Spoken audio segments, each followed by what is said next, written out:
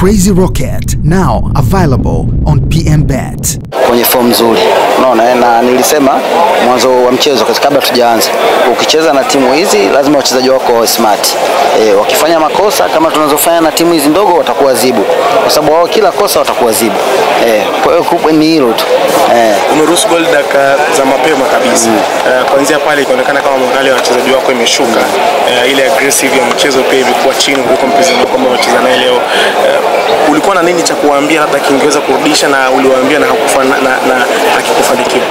Goli halina muda. Unaweza kufungwa mwanzo na unaweza kufungwa mwisho. Kikubwa wachezaji wapo kwenye hali gani. Sasa nafikiri unajitahidi, sangine unaona kisa wachezaji unaona bado wako chini.